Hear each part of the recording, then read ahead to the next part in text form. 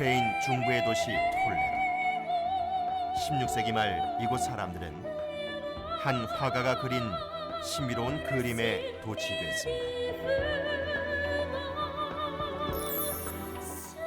그 화가의 이름은 엘 그레코. 그리스에서 태어나 이곳 톨레도에서 반생을 보낸 종교화의 거장입니다. 그는 베일에 쌓인 화가였습니다. 이방인이었던 엘 그레코는 왜 톨레도를 사랑한 걸까요?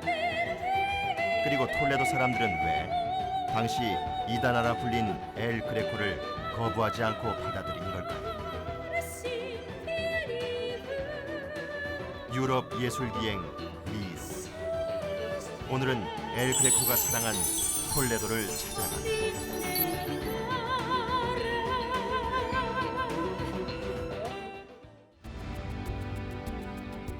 그 옛날 이베리아 반도를 지배했던 서고트 왕국이 톨레도를 수도로 정한 것은 서기 560년이었습니다. 그 후 스페인의 정치 문화의 중심지로 번영을 구가한 톨레도의 구시가지는 오늘날까지 16세기의 모습을 그대로 간직하며 세계 문화유산으로 지정됐습니다.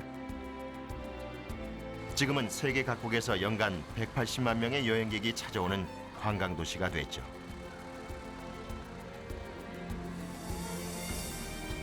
중세시대의 모습을 보존하기 위해 건물의 높이와 건축 자재를 엄격히 규정하고 있는 톨레도. 이곳에서 마음의 편안함을 느낄 수 있었던 이유는 지금도 고도의 정치를 만끽할 수 있기 때문입니다.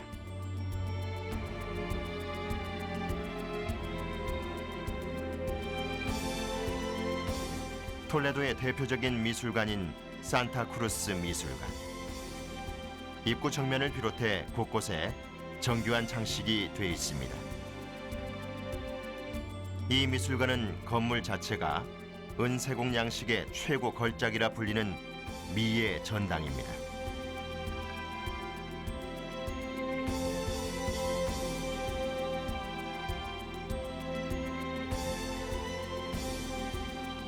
연간 입장객 수는 약 25만 명으로 방문객들은 미술관의 화려한 장식을 음미하며 전시품들을 감상합니다.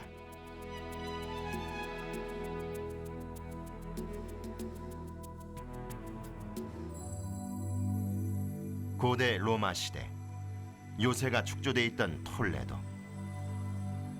전시실 한쪽에는 당시를 엿볼 수 있는 귀중한 출토품이 전시되어 있습니다. 당시의 대리석 우물입니다. 가장자리에는 밧줄에 쓸린 흔적이 남아있죠. 이 전시실에는 2000년의 역사를 지닌 도자기가 전시돼 있습니다. 이 도자기는 톨레도의 이웃 도시인 탈레베라 데 라레나에서 만들어졌죠. 탈라베라 도자기는 대항해 시대에 동양의 영향을 받아 백색과 청색을 띠고 있으며 사람들은 이 기품 있는 도자기를 사랑했습니다.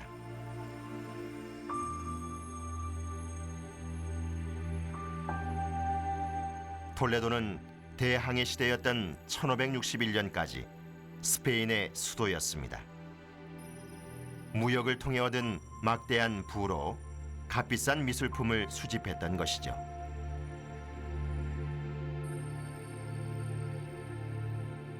그중 하나가 오래전부터 유럽에서 만들어져 온 타피스트리입니다. 대형 작품은 완성까지 수년이 걸리죠.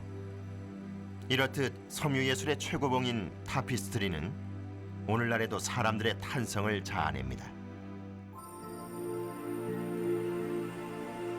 16세기에 고아원으로 세워졌던 산타크루스 미술관. 이곳에서는 차분한 분위기에서 여유롭게 미술품을 감상할 수 있습니다.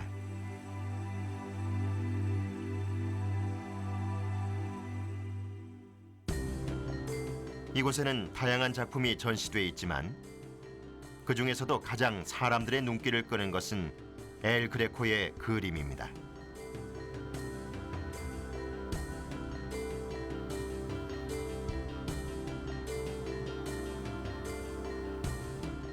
성 베로니카의 수건이란 기적 같은 일화를 한 번쯤은 들어본 적이 있을 것입니다. 처형장에 끌려온 그리스도를 가엾게 여긴 베로니카가 수건으로 그의 얼굴에 있는 피땀을 닦자 그리스도의 얼굴이 그대로 수건에 벗겨져 나왔다는 얘기죠. 이 작품은 엘 그레코가 톨레도의 성직자들을 처음으로 감동시킨 명화입니다.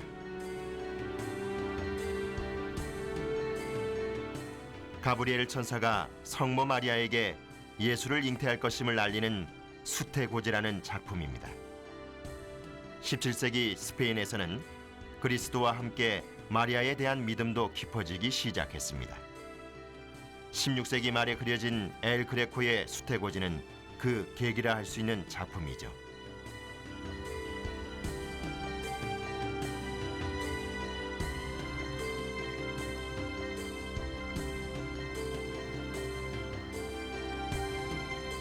원죄 없는 잉태도 마리아를 그린 작품입니다.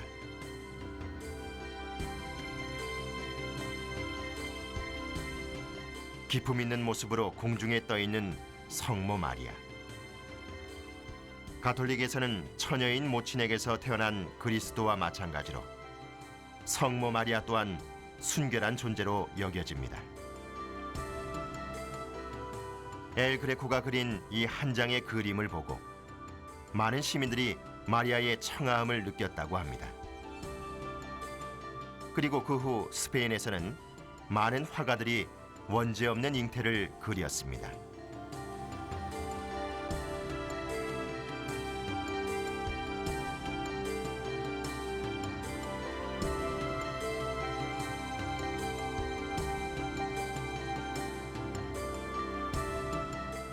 원죄 없는 잉태는 엘 그레코가 여러 번 그린 소재인데요.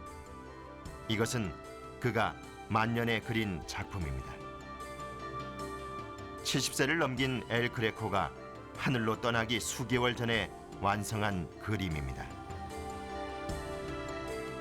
그러나 그림에서 느껴지는 그의 필력은 여느 그림 못지 않습니다.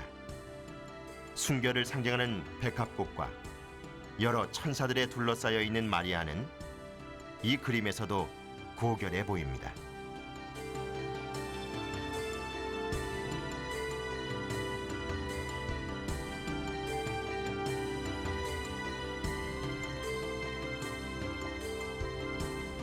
이 미술관은 1961년에 개관했으며 현재 엘 그레코의 작품 9점을 소장하고 있습니다.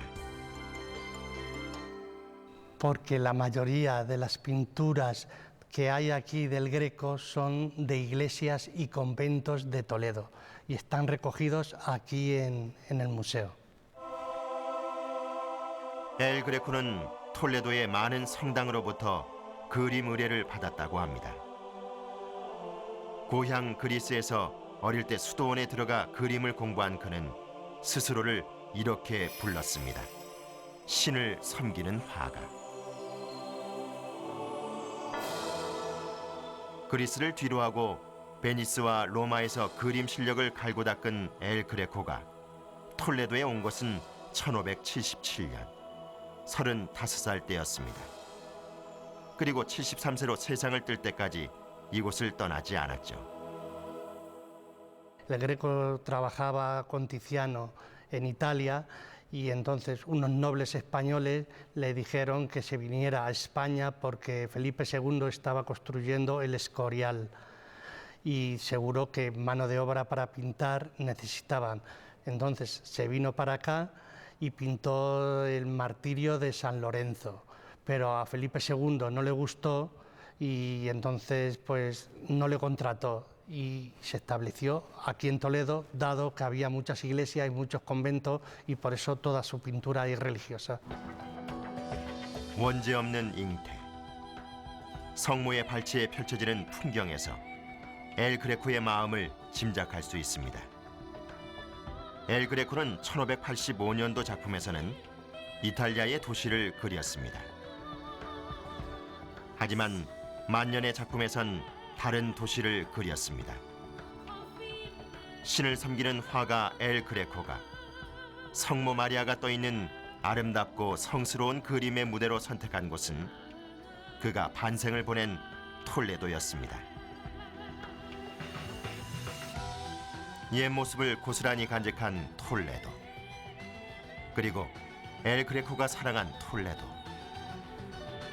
대체 톨레도는 어떤 곳일까요?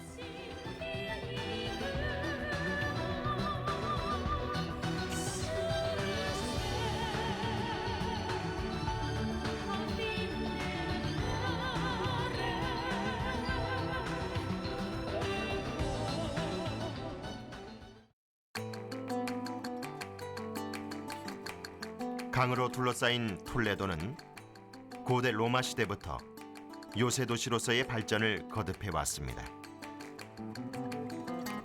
엘 그레코가 그림에서 그린 알 칸다라규. 로마 시대에 세워진 이 다리는 현재에 이르기까지 여러 번 보수 공사를 했습니다.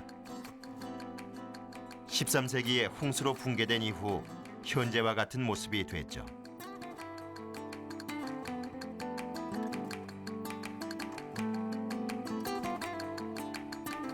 다리를 건너면 우뚝 서 있는 커다란 문이 시야에 들어옵니다. 여기가 바로 요새 도시 톨레도의 입구입니다.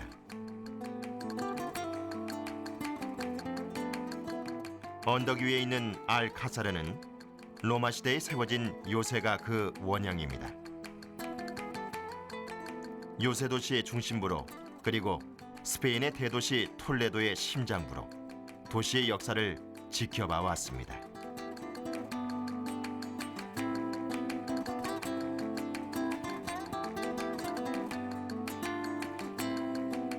난공불락의 도시 톨레도에는 지금도 중세의 모습이 그대로 남아 있습니다.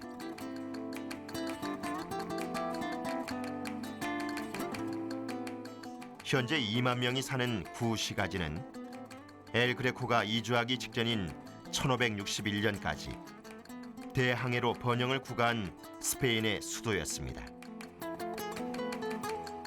당시 이곳에는 지금의 인구의 3배나 되는 6만 명이 넘는 인구가 북적거리며 살고 있었다고 합니다. 인구가 급증한 톨레도는 독특한 주택 양식을 고안했죠. 바로 건물과 건물 사이의 길 위에 세워진 코베르티소입니다. 코베르티소는 길을 잇는 연결 통로처럼 증축된 방인데 그 높이는 모자를 쓰고 말을 탄 귀족이 충분히 지나갈 수 있도록 통일을 했습니다. 코베르티소는 요새 도시의 주택난을 해소하기 위해 톨레도의 지혜가 발현된 것이라 할 수 있습니다.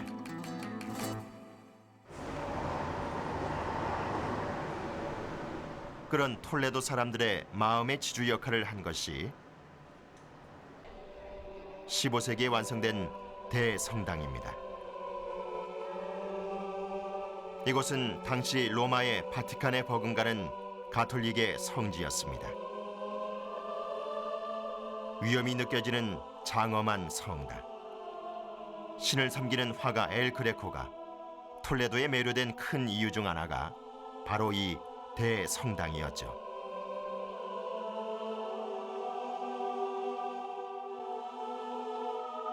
대성당 내부로 들어가면 호화찬란한 아름다운 공간이 펼쳐집니다.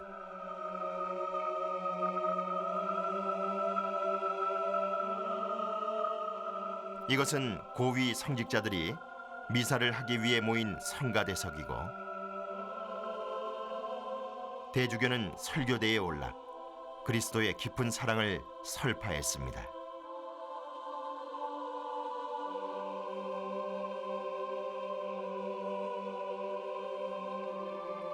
스물일곱 명의 화가가 공동 제작한 중앙재단은 대성당이 자랑하는 종교예술의 걸작입니다.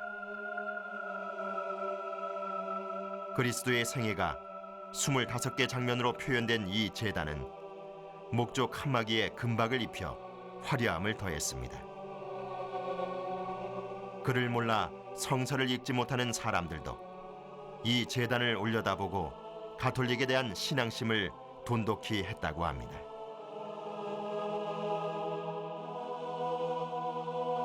높이 3m에 무게가 200kg에 달하는 성체 현시대는 그리스도의 신성한 육체를 나타내는 것으로 눈이 부실 정도로 화려하게 만들어졌습니다. 대항해 시대에 남미에서 가져온 금과 3,500개에 달하는 보석들로 빛을 발하죠.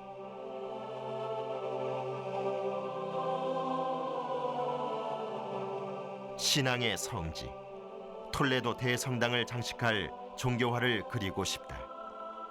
이것이 신을 섬기는 화가 엘 그레코의 꿈이었습니다.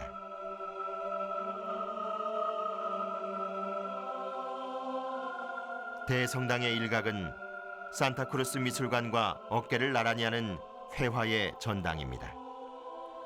여기에는 엘 그레코와 함께 스페인 회화의 3대 거장이라 불리는 디에고 벨라스케스와 프란시스코 데 고야의 작품도 전시돼 있습니다. 보르아 추기경의 초상을 그린 것은 17세기의 사실주의 기법을 구사한 천재 화가 벨라스케스입니다. 그리고 18세기의 거장 고야가 그린 명화가 그리스도의 체포입니다.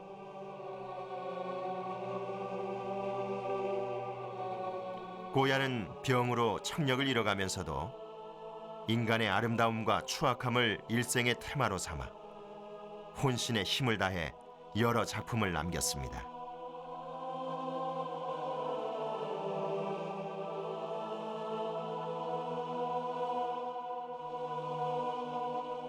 물론 대성당의 전시실에는 엘 그레코의 작품도 걸려 있습니다. 바로 성의의 박탈이죠.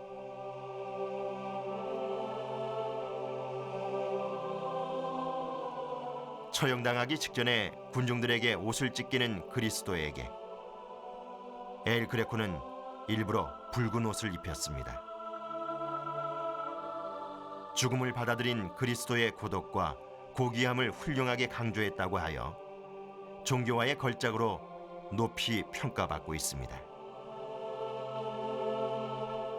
성의의 박탈을 완성한 후 엘 그레코에게 그림을 그려달라는 요청이 쇄도를 했고 신을 섬기는 이 화가는 도약의 기회를 맞이하게 됩니다.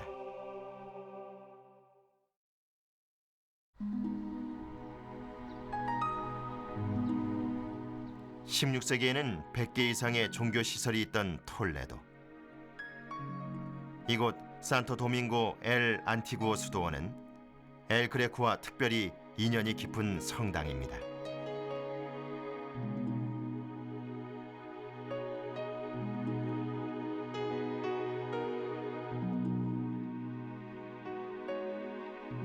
많은 성당으로부터 그림 의뢰를 받았다는 엘 그레코. 이 수도원에도 그의 작품이 걸려 있습니다.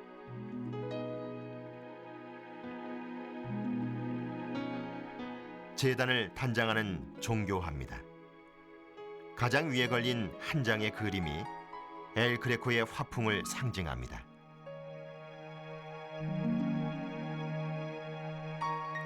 인류의 죄를 갚기 위한 그리스도의 죽음. 그 무거움이 인물의 몸을 구부리거나 느리는 대담한 표현인 마니에리스모라는 기법으로 강조됐습니다.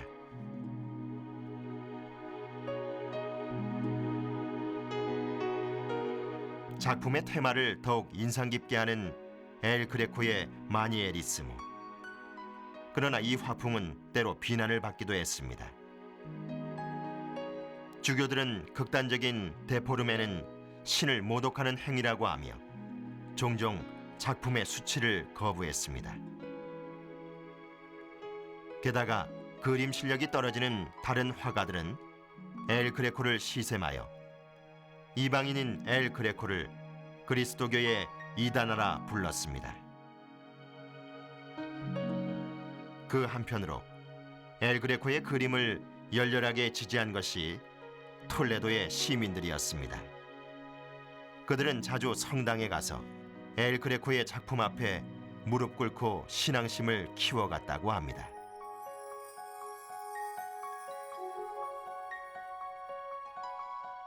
(16세기에) 이 수도원에 있었던 성직자는 그때 이미 엘 그레코의 재능을 알아봤습니다. 관내에는 수도원과 엘 그레코가 작성한 회화 계약서가 남아 있습니다.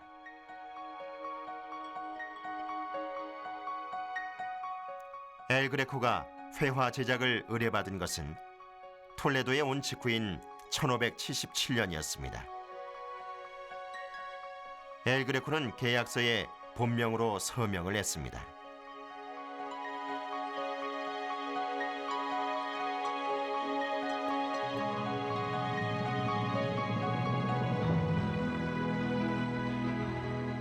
일찍이 화가로서의 엘 그레코의 가치를 인정했던 수도원. 이곳에 그의 무덤이 있습니다. 산토 도밍고 엘 안티구오 수도원에서 편히 잠들고 싶다. 그것이 신을 섬기는 화가 엘 그레코의 유언이었다고 합니다.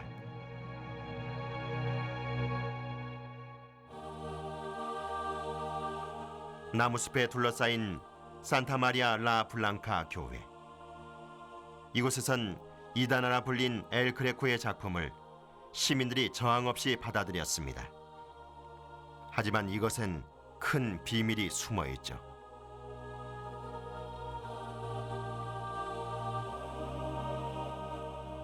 원래 이 교회는 12세기에서 13세기에 톨레도에 살던 유대 교도들이 예배당으로 쓰기 위해 세워졌습니다. 바닥과 창틀 장식에는 유대교의 상징인 다비드의 별이 새겨져 있습니다.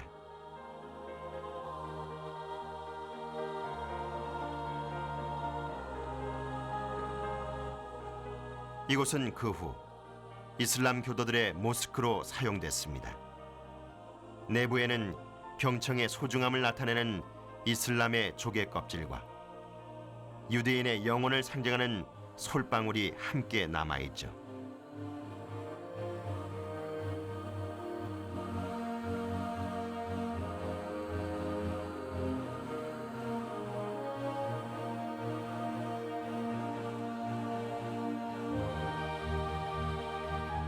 (15세기에) 접어들어 교회가 된 이곳에 제단이 만들어졌습니다. 이 교회를 보면 알 수 있듯이 예로부터 톨레도 사람들은 이 민족의 종교와 문화에 깊은 경의를 표해 왔습니다. 이와 같은 톨레도 사람들의 특성 때문인지 자칫 이질적이라고도 보여질 수 있는 엘 그레코의 작품이 있는 그대로 받아들여진 것입니다. 서로 다른 종교들이 하나로 융합되는 톨레도.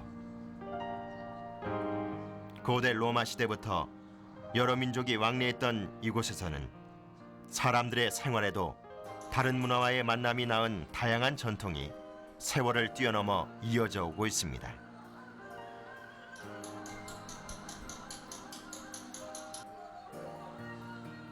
화려한 공예 다마스키나도도 그중 하나입니다.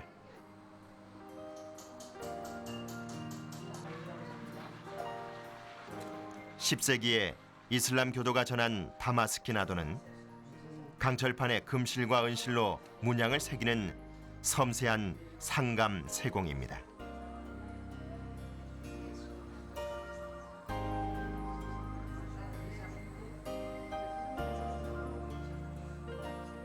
(35년) 경력의 다마스키나도 장인 디아스 씨.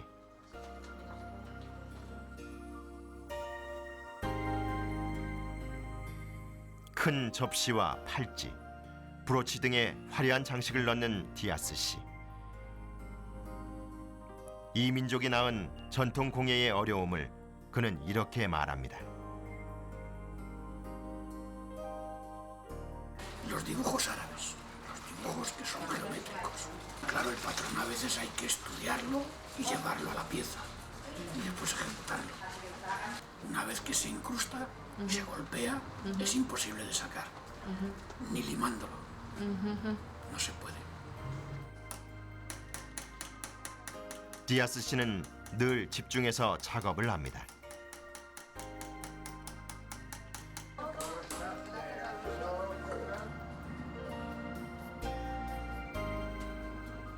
톨레도의 골목에서 평화로운 풍경을 마주했습니다.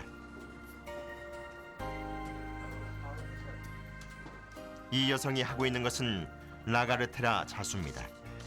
다마스키나도처럼 이 자수 또한 이슬람 교도가 전한 전통 공예입니다. El bordado de la cartera consiste en ir haciendo los dibujos directamente en la pieza a base de contar los hilos. La tela siempre es en hilo de la trama de 1 por 1. Pues 섬세한 자수 솜씨는 여성의 기본 소양이라며 어머니에게서 딸로 이어져 왔습니다. Y luego tenemos la lagartera abierta, que se hace de la misma forma, siempre con tan 2 hilos. Hay que contar, hacer el reparto, que uno quede enfrente del otro.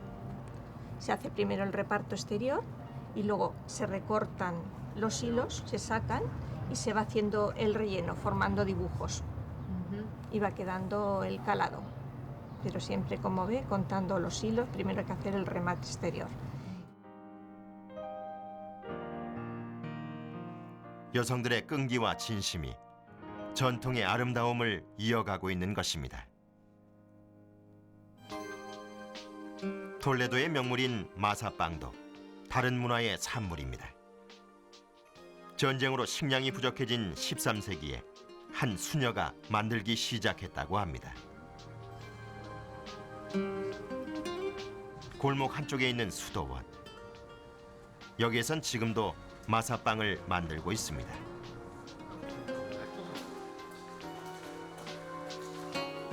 수도원은 규율이 엄해 수녀들이 시민들과 직접 만나는 것은 금지되어 있습니다.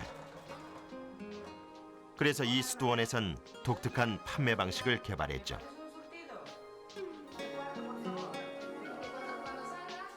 회전판 앞에서 주문을 하면 마사빵이 나옵니다. 그리고 돈을 올려놓으면 다시 회전판이 돌아가고 거스름돈이 나오죠.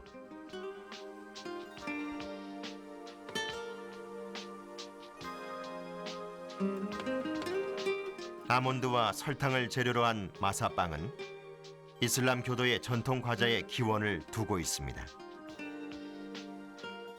톨레도 시민들은 오늘날에도 다양한 민족의 전통과 함께 생활하고 있습니다.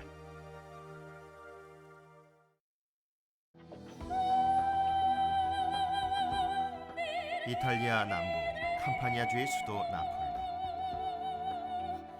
13세기 후반부터 500년 이상 나폴리 왕국의 수도로 번성한 도시입니다.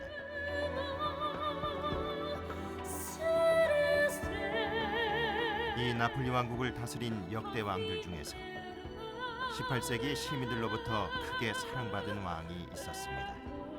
바로 스페인 부르봉 왕가의 카를로 7세입니다. 카를로 7세의 재위 기간은 24년으로 그다지 길지는 않았습니다. 그럼에도 불구하고 그는 어떻게 시민들의 사랑을 받는 왕이 될 수 있었던 걸까요? 그리고 오늘날까지 도시 곳곳에 남아있는 카를로 7세가 남긴 공적은 무엇일까요? 유럽 예술기행 미로. 오늘은 나폴리 왕 카를로 7세 시대의 번영을 더욱 빛나게 한 아름다움을 찾아 떠나보겠습니다.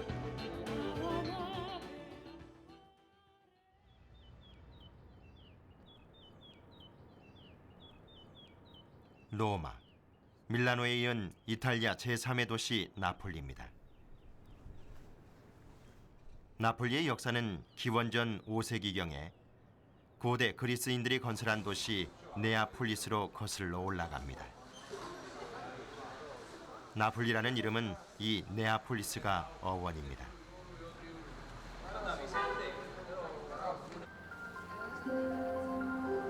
그 후 나폴리는 로마 제국의 지배를 받았습니다. 산파울로 마조레 교회의 정면에는 고대 로마의 신전 기둥이 지금도 그대로 남아 있습니다.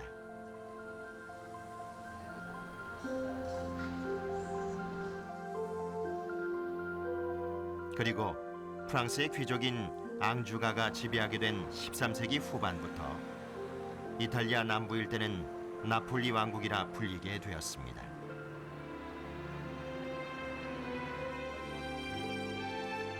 그 후 스페인, 오스트리아, 다시 스페인으로 지배자가 바뀌면서 이 도시는 역사의 소용돌이 속으로 빠져들게 됩니다. 나폴리를 내려다보는 언덕 위에 이탈리아 유수의 미술관이 있습니다. 바로 국립 카포디몬테 미술관입니다. 이 미술관은 원래 궁전이었습니다. 스페인의 왕자였던 카를로 7세가 나폴리 왕이 되고 3년 후인 1738년에 세워졌습니다.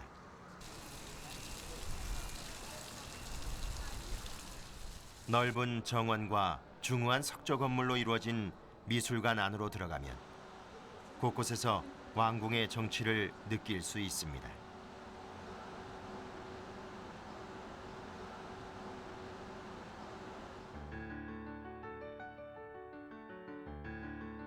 여러 개의 방이 이어진 왕가의 거실에는 카를로 7세와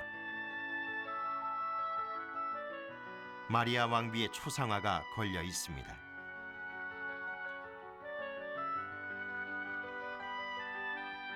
궁전 안에서 가장 넓은 방이 무도의 방입니다. 고상한 색채로 꾸며진 이 방에서 옛날엔 화려한 무도회가 열렸었습니다. 하지만 이 궁전 건설에는 몇 가지 어려움도 있었습니다. Capodimonte ha un destino un po' strano perché è costruito in un posto abbastanza infelice, lontano dalla città, arrampicato su una collina non facilmente accessibile. È un posto dove manca l'acqua, è uno dei primi problemi. E poi è stata affidata la costruzione a un ingegnere militare, Giovanni Antonio Medrano, che fa questo palazzo una specie di fortezza, non c'è una decorazione architettonica particolarmente ricercata, è proprio un forte.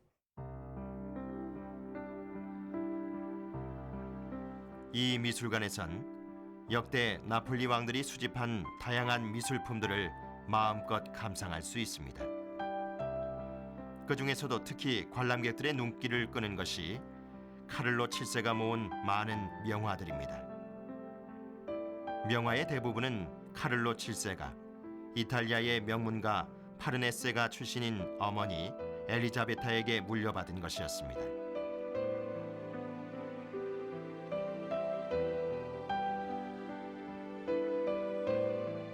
티치아노의 작품 파울루스 3세와 손자들입니다. 그림에 나오는 로마 교황 파울루스 3세도 파르네세가 출신이었습니다. 파르네세가의 컬렉션은 미술품 수집에 큰 관심을 갖고 있던 바로 이 파울루스 3세에 의해 시작됐습니다. 그 후 손자인 알렉산드로에 의해 컬렉션은 더욱 충실해졌습니다. 카를로 7세는 이러한 이탈리아 최대의 미술품 수집으로 유명했던 파르네세가의 재산을 어머니에게서 물려받았던 것이죠.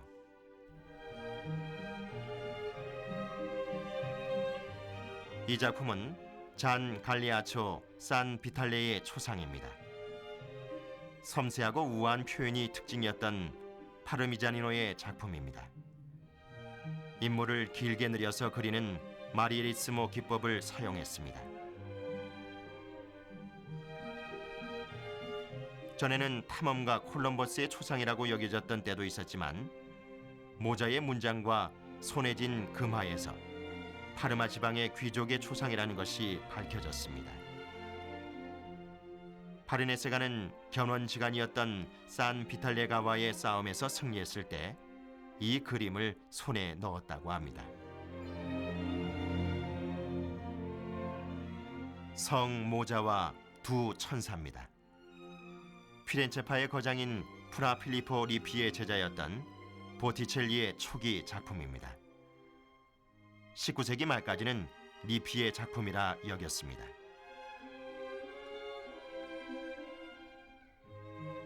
배경과 인물 사이를 난간으로 나눔으로써 성모 마리아의 그리스도에 대한 사랑을 강조하고 있습니다.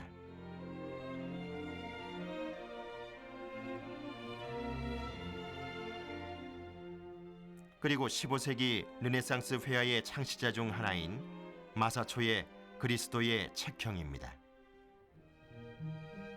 원근법에 따라 그리스도의 목을 일부러 극단적으로 짧게 그렸습니다. 교회 제단의 가장 높은 곳, 즉 5m 높이에 걸릴 것을 예상해 그렸다고 합니다.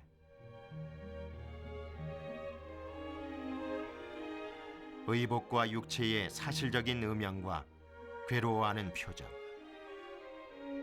있는 그대로의 인간을 그리고자 했던 마사초는 르네상스의 시조라 불리게 됐습니다.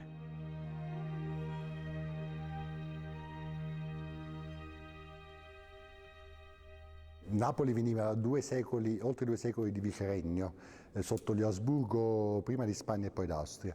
Con l'arrivo di Carlo di Borbone Napoli torna a essere una capitale. La presenza del re in città ovviamente è una presenza che coinvolge è una novità, coinvolge le energie cittadine, sia intellettuali sia borghesi ma anche quelle popolari.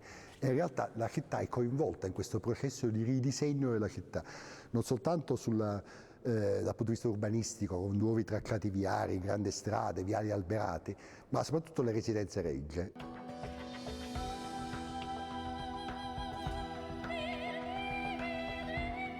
카를로 7세는 파르네세가의 미술품 컬렉션과 부르본가의 막대한 부를 쥐고 있었습니다.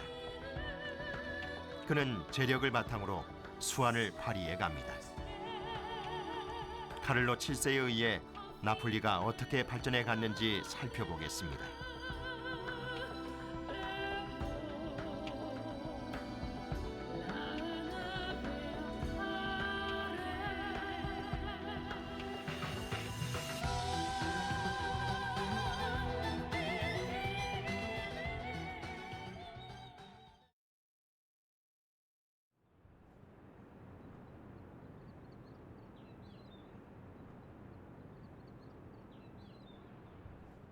나폴리는 아름다운 지중해의 면에 있습니다. 그래서 옛날부터 무역의 중요 거점이기도 했지만 유럽의 여러 강국들로부터 자주 침략을 당했습니다. 그 역사가 곳곳에 남아있는 곳이 나폴리 역사지구입니다. 이곳은 독특한 경관을 이루고 있고 세계 유산으로 등록돼 있습니다. 바다를 향해 튀어나오듯 우뚝 서 있는 카스텔 델러브 혹은 달걀성이라고도 합니다. 12세기에 노르만족이 요새로 쓰려고 건설한 성으로 나폴리에서 가장 오래된 성입니다. 건물 기초 공사를 할 때 달걀을 묻었는데 그 달걀이 깨지면 성도 나폴리도 무너진다는 전설이 있어 이런 이름으로 불리게 됐습니다. 13세기 후반에 나폴리를 중심으로 남부 이탈리아를 지배한 것이 프랑스의 앙주 가문입니다. 그때 세워진 누오보성은 그 후로 나폴리 패권을 둘러싼 다툼의 무대가 됐습니다.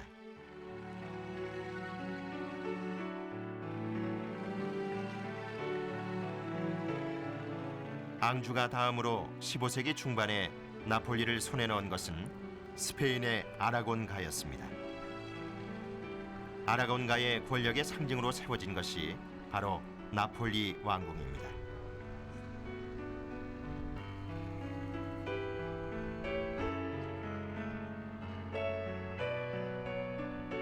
왕궁의 정면에는 역대 나폴리 왕의 상이 늘어서 있는데 그 중엔 물론 카를로 7세의 용맹스러운 모습도 있습니다. 이 왕궁도 또한 바다의 면에 있었기 때문에 외국의 위협에서 자유롭지 못했습니다. 그래서 1735년 나폴리 왕이 된 카를로 7세는 대담한 계획을 세운 겁니다.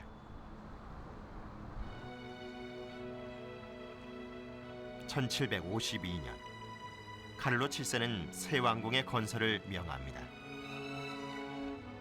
새 왕궁이란 바로 나폴리에서 북쪽으로 30km 내륙에 있는 카세르타 궁전입니다.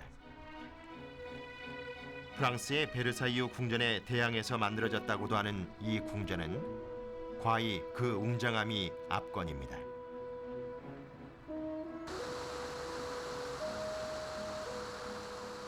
궁전 앞에는 120헥타르에 이르는 정원이 펼쳐져 있습니다.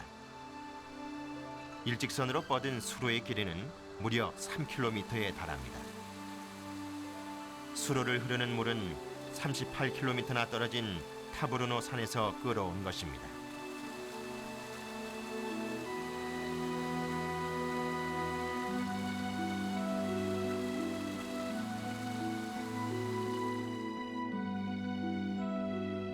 이 드넓은 정원은 세계 각지에서 온 관광객과 이고장 사람들의 휴식의 장으로 이용되고 있습니다. 자전거를 타고 조깅도 하고 산책도 하면서 사람들은 한가로운 한때를 보냅니다. 이 거대한 궁전은 폭이 250m에 이릅니다. 내부로 들어가는 큰 계단 위에서 사자에 걸터 앉은 카를로 7세가 사람들을 맞아줍니다.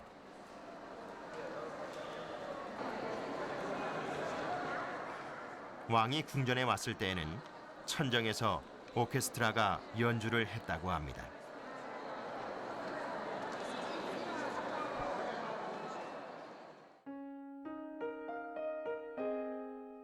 이 궁전에는 왕족들이 사용하거나 행정 업무를 보는 크고 작은 방이 1200개나 있습니다. 그야말로 나폴리 왕국의 핵심 역할을 한 장소였던 것이죠.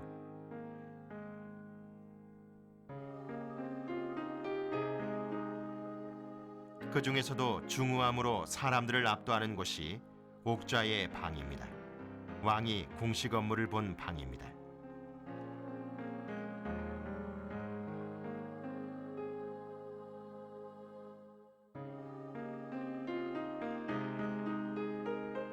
벽에는 화려한 장식으로 되어 있고 눈부신 역사를 만들어 온 역대 나폴리 왕의 부조가 조각되어 있습니다.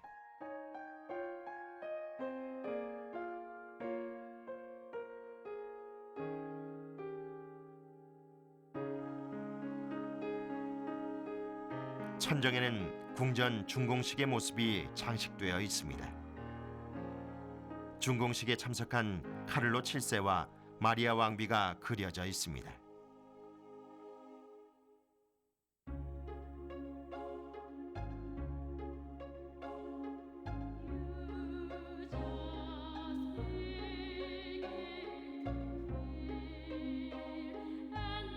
또한 궁전 내에는 더 이상 화려할 수 없을 만큼 화려한 오페라 하우스까지 있습니다. 왕족과 극히 일부의 귀족들을 위해 만들어진 곳이라고 합니다.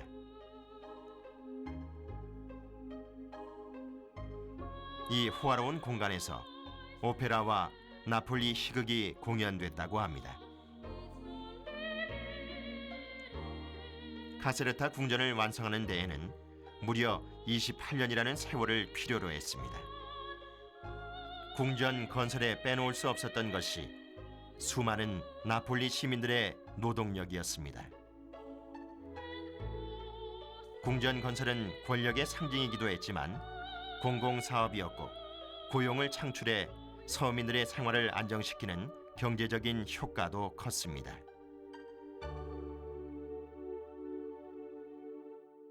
Poi dalla reggia di Caserta c'erano i collegamenti con i siti reali che erano più piccoli, delle piccole abitazioni per la caccia che poi si sono trasformate con il tempo in occasioni di piccole industrie per la realizzazione di mozzarelle, per la realizzazione di tessuti, per la realizzazione di armi, quindi si è creata tutta un'organizzazione industriale a partire dalla reggia di Caserta. 카를로 7세는 경제 안정과 산업 발전을 도모했습니다.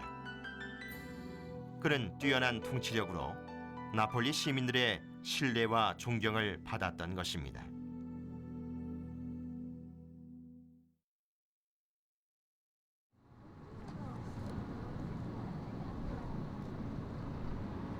야트막한 언덕에 올라 나폴리를 내려다보면 특히 눈에 띄는 거리가 있습니다.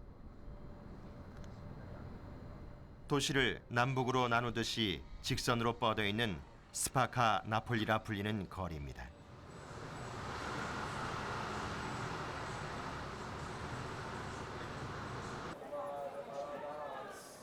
유서 깊은 성당이 곳곳에 있고 옛날 서민들이 생활했던 분위기를 느낄 수 있는 곳입니다.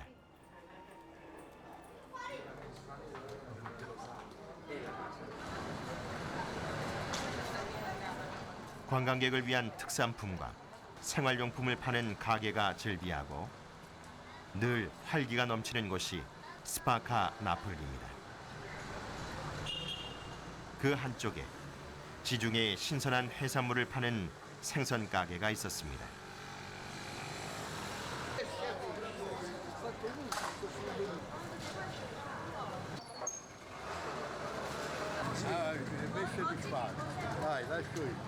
오늘의 추천 생선은 청새치라고 합니다. 손님이 주문한 만큼 눈앞에서 잘라줍니다.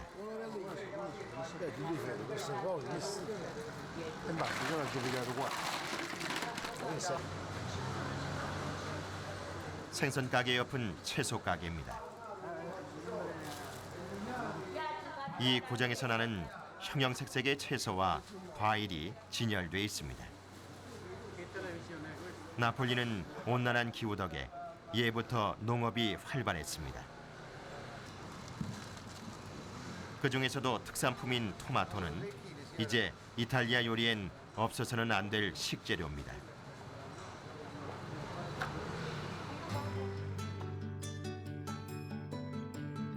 나폴리에서 태어난 이탈리아 요리라면 피자를 빼놓을 수 없죠.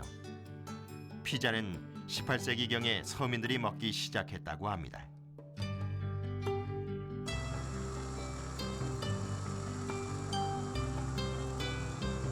서점이 모여있는 아담한 포르탈바 거리입니다. 이 거리에는 나폴리에서 가장 오래된 피자 가게가 있습니다. 1736년 창업 당시에는 노점 판매만을 했다고 합니다.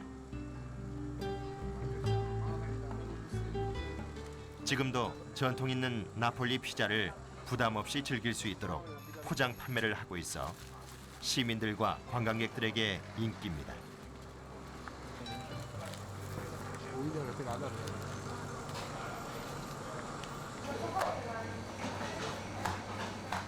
이 가게의 신조는 대대로 전해져 온 맛을 계속 지켜가는 것입니다. 숙련된 피자 장인이 현란한 손놀림으로 피자를 만듭니다.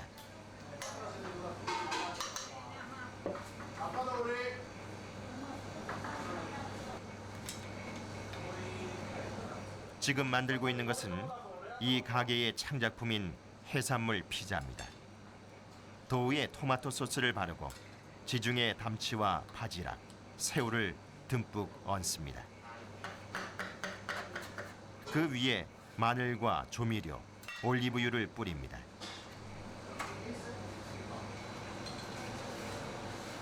이제 구우면 됩니다.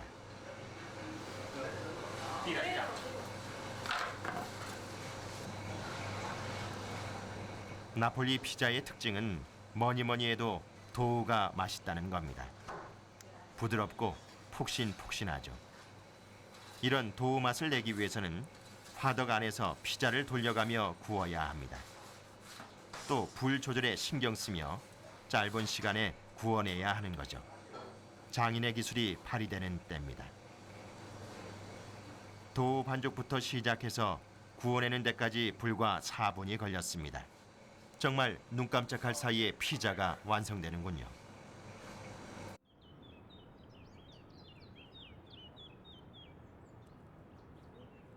다시 나폴리로 돌아가 보겠습니다. 카포디몬테 미술관이 있는 언덕에서도 카를로 7세가 남긴 전통 공예를 만날 수 있습니다. 고급 독일어 명성이 자자한 카포디몬테 독입니다. 독이 공방 포르체란의 카루지오입니다. 미술관이 가까이에 있는 이곳에서 카포디몬테 독일의 전통을 지켜나가고 있습니다.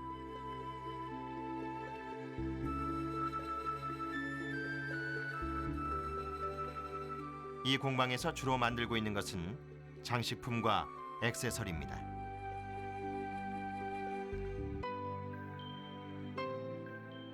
풀치넬라도 진열돼 있습니다.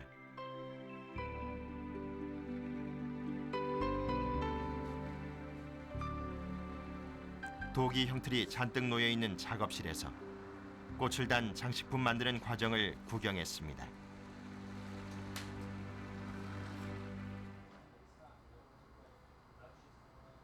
우선 점토로 꽃 모양을 만들어 갑니다. 꽃을 만들 때에는 형틀을 사용하지 않고 모두 수작업을 합니다.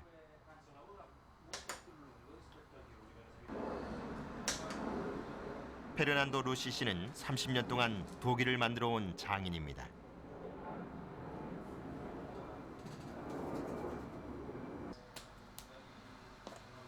손바닥과 손가락 끝, 그리고 헤라를 써서 솜씨 좋게 점토로 모양을 만들어 갑니다.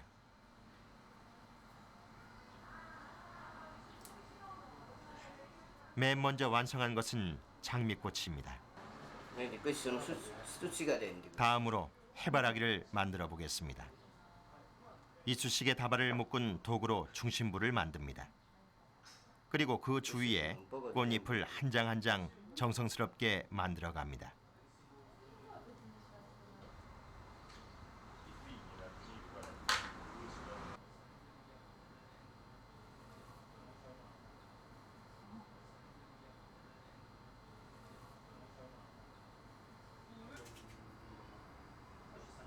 그리고 장미와 마찬가지로 잎을 붙이고 작은 꽃봉우리까지 만들면 완성입니다.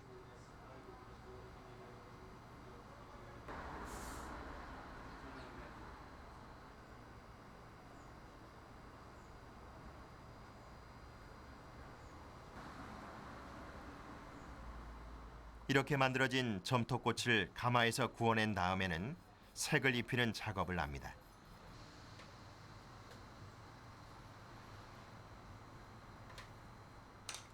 아무렇게나 색칠하는 걸로 보이죠. 하지만 색칠한 경계를 희미하게 함에 따라 점점 진짜 꽃처럼 변해갑니다.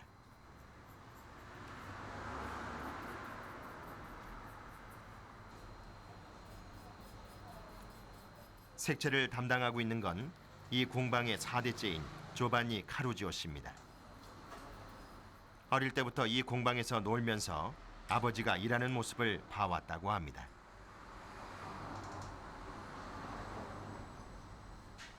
Diciamo la portiamo avanti con orgoglio perché questa è un'attività che si può svolgere solo se si ha passione. E considerando che molti ragazzi giovani come me non continuano diciamo, il lavoro dei genitori, allora diciamo, sono orgoglioso di essere uno dei pochi giovani a continuare quest'arte, in effetti. 200년의 역사를 자랑하는 카포디몬테 도기의 전통은 젊은 기술자들의 손으로 지켜지고 있습니다.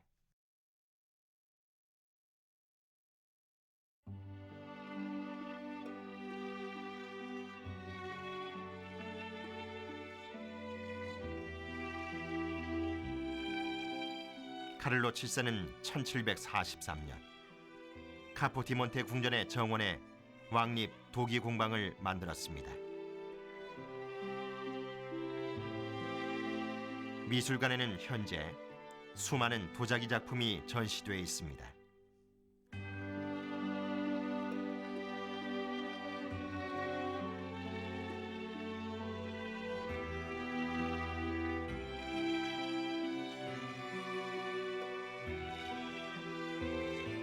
그리고 궁전 안에서 유난히 더 화려한 곳이 마리아 왕비가 거실로 사용했던 도기의 방입니다. 방 전체를 도기로 장식해 아주 호화롭습니다. 이 방에선 17세기 무렵부터 유럽 전역으로 확산된 동양 취미의 영향을 곳곳에서 볼 수 있습니다. 카를로 7세의 왕비에 대한 깊은 애정과 나폴리를 발전시키고자 한 그의 정열이 지금도 이 방에서 느껴지는 듯합니다.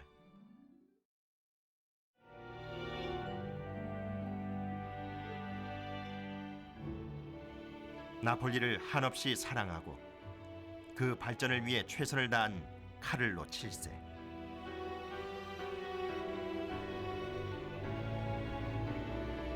카세르타 궁전의 건설로 막대한 경제 효과를 창출하고 잊혀졌던 폼페이를 부활시키고 공예 기술을 장려해 산업 발전의 토대를 마련했습니다.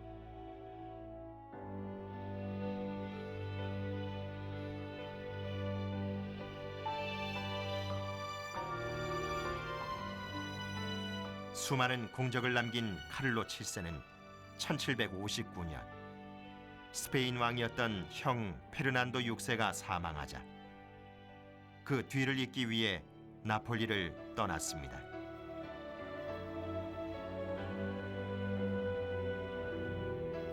나폴리 사람들은 왕과의 이별을 슬퍼하며 왕이 탄 배가 떠나는 것을 하염없이 바라봤다고 합니다.